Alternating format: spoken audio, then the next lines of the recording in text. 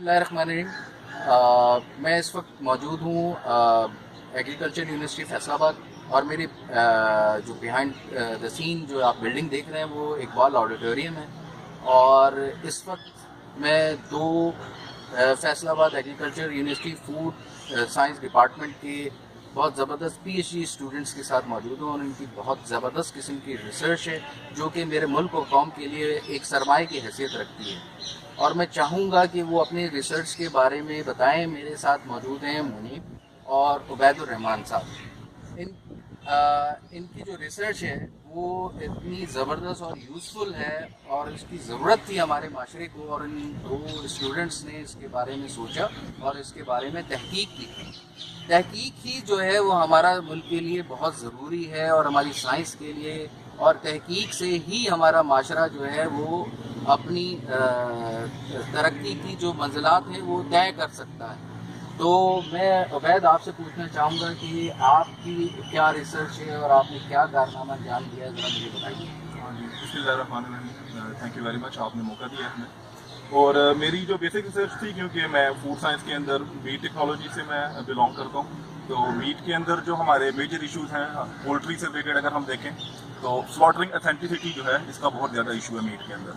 तो हम आइडेंटिफाई नहीं कर पा रहे थे कि वो जो आया मीट आ रहा है वो हलाल स्लॉटर से आ रहा है या वो झटका मेथड से होकर स्लॉटर आ रहा था या वो मुर्दा बर्ड का गोश्त था। तो इसको आइडेंटिफाई करने के लिए हमने कुछ टेक्निक्स का जो है वो सहारा लिया। कुछ रैपिड टेक्निक्स हमारे पास इंस्ट्रूमेंट अवेलेबल थे, लेकिन उनकी इस अफादियत पे अभी तक काम नहीं हुआ था कि वो उसको आइडेंटिफाई कर सकते हैं या नहीं। तो उसके लिए हमने जो किया उसमें हमने हलाल स्लॉटर खुद किए एनिमल लेके तकबीर से, जो कि हमारा दीन भी हमें कहता है। और दूसरा जो झटका मेथड से स्लॉटर किए जाते हैं, एक दम से जो गर्दन उतारती जाती है मीट की वो। और तीसरा जो ट्रांसफर के दौरान या ट्रांसपोर्टेशन के दौरान जो बर्ड्स जो है वो मर जाते हैं, लेकिन अनफॉर्चुनेटली जो वो हैं यहाँ पे वो लो कॉस्ट के ऊपर जो है वो सेल हो जाता है दुकानों पे।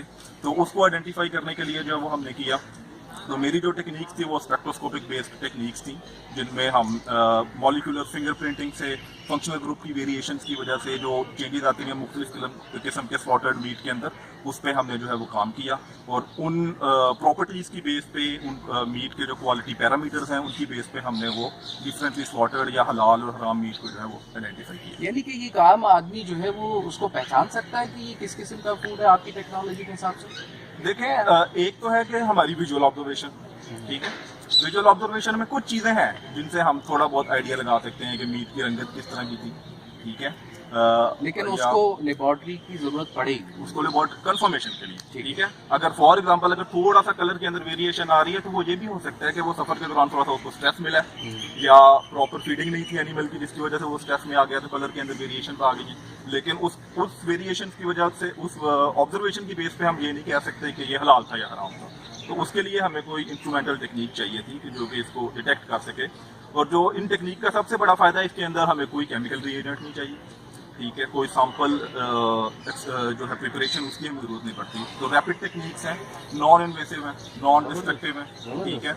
अभी हम आइंदा जो इंशाल्लाह इस पे काम कर रहे हैं, इसको अभी क्योंकि उनका साइज बड़ा था टेक्निक्स का, लेकिन उसी प्रिंसिपल को हम थोड़ा छोटे साइज में लेके आके तो पोर्टेबल डिवाइसेस की तरफ जा रहे हैं कि ऑन द स्पॉट जो है ना वो डिटेक्शन पॉसिबल हो। अभी तो हमें सैंपल लैब के अंदर लाना पड़ता है, लेकिन इंशाल्लाह आने वाले वक्त में जो है इसको हम पोर्टेबल की तरफ लेके आएंगे ताकि ऑन द स्पॉट जाके हम और अब लाइब्रेरीज जनरेट हो चुकी हैं, उस पर जो काम मैंने कर लिया और उन लाइब्रेरीज के साथ हम कंपेयर करके ऑन द स्पॉट उसको डिटेक्ट कर सकते हैं।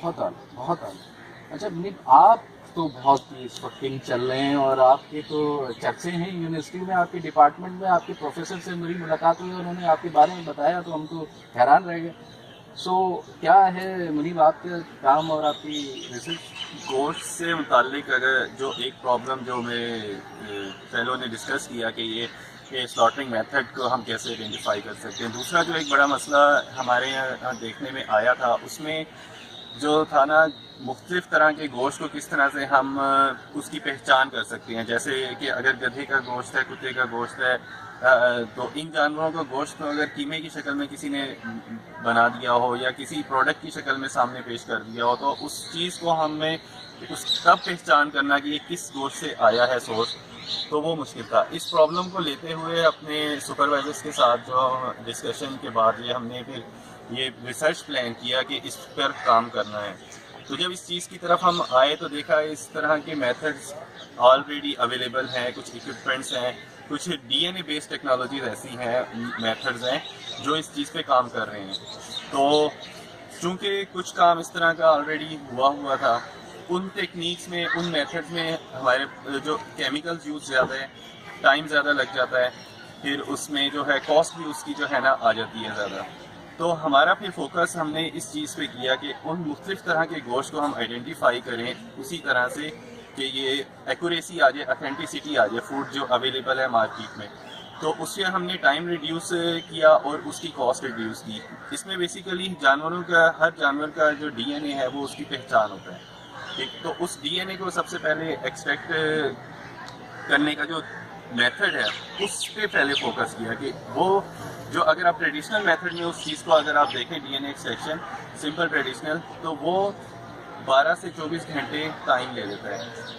तब एक आइडिया, एक रिसर्च किसी की already conducted research review based, उसने एक आइडिया दिया कि डीएनए एक्सट्रैक्शन इस तरह से पॉसिबल है, तो जिसमें हमने without any use of chemical, just simple जो उसने क्लेम किया कि 30 सेकेंड्स में वो हम डीएनए एक्सट्रैक्ट करते हैं, उसको अमली तौर पर मैंने इसको इस्तेमाल किया अपने इस रिसर्च के लिए।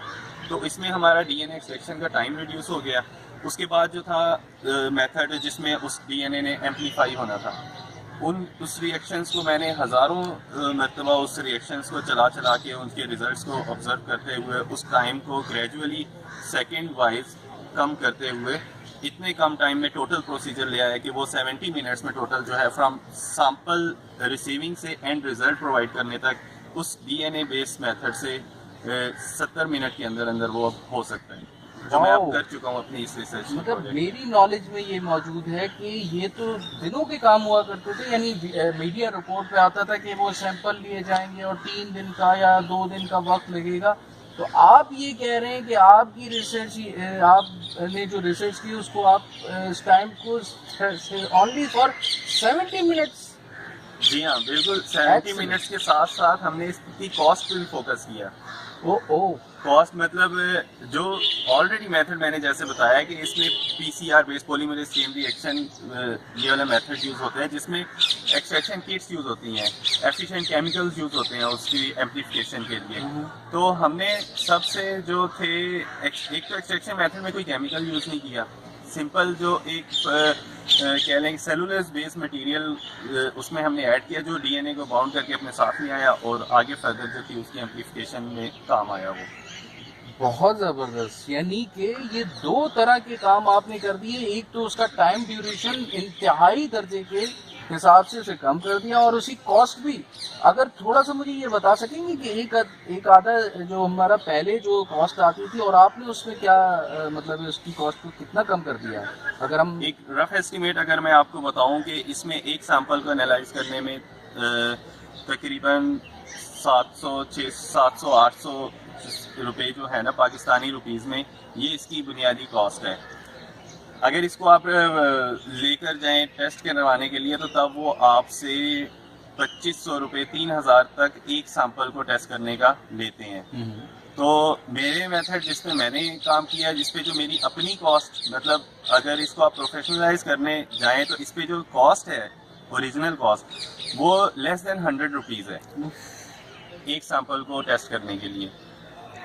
तो इसमें अब आगे ये है कि एक तो कॉस्ट इसकी ऑलरेडी कम है और प्रोफेशनल इसको चलाने के लिए जो जितने आम लोग हैं उनके लिए आगे, जैसे ये मेरे फेलो ने भी बात की कि इसको हम लेकर जाना चाह रहे हैं ऑन द स्पॉट हम आइडेंटिफिकेशन में। ये अब मेथड हमारे पास मौजूद है। अब कुछ हमारे साथ इंजीनियरिंग एक्सपर्ट और कुछ जो मशीन के साथ जिनका जानते हों उनको हम आइडिया इनसे शेयर करके तो उनसे ऐसी मशीन, ऐसी उनसे इंस्ट्रूमेंट बनवाएंगे जो इसको ऑन द स्पॉट वहाँ पे आइडेंटिफाई कर सकेंगे इंशाल्लाह। तो जनाब आप ये देखिए कि मेरे मुल्क के कितने ज़बरदस्त किस्म के स्टूडेंट्स हैं। ये मेरे लिए आपके लिए ब्रेकिंग न्यूज़ है कि एक तो ये कि इन्होंने जो कारनामा अंजाम दे दिया है, कि जो है उसकी कॉस्ट को भी कम कर दिया। यानी कि हमारे अल्लाह माफ़ी दे एक एक्सीडेंट हो जाता है तो हमें मीडिया रिपोर्ट आती है कि जी वो एक टेस्ट किया जाएगा DNA, और फिर उसके बाद 3 दिन के बाद रिपोर्ट आएगी। तो ये एक तो इन्होंने उसके ड्यूरेशन को सिर्फ 70 मिनट में लेकर आ गए हैं। और इन्होंने एक और हमें ब्रेकिंग न्यूज़ दे दी है कि वो ये चीज़ भी बना सकते हैं कि कुछ डिपार्टमेंट्स और कुछ लोग इनके साथ इन्वॉल्व हो जाएं जो कि यहीं पे मौजूद हैं। तो ये एक ऐसा रिमोट किस्म की डिवाइस को भी जो कि एक लेबॉर्ट्री हुआ करती है जो करोड़ों रुपए की है, उसको हम कॉम्पैक्ट करके, जो मैं समझाऊं वो ये लोग लाके उसको ऑन द स्पॉट हमें ये बता सकते हैं, अल्लाह माफ़ी दे, कि ये किसकी बॉडी है और ये कौन है। तो आपके सामने है कि माशाल्लाह जो है इन्होंने ज़बरदस्त काम किया, और मेरी लोगों से रिक्वेस्ट होगी कि इनको अप्रिशिएट करें और इनकी बात को और आगे तक पहुंचाया जाए। और मेरी माशाल्लाह मुनीब और वैद साहब, मैं बहुत खुश हुआ हूँ आप लोगों से मिलके। अल्लाह ताला आप लोगों को बहुत ज़्यादा तरक्की दे और आप लोग यूं ही मेरे मुल्क और हमारी खिदमत करते रहें। Thank you. Thank you.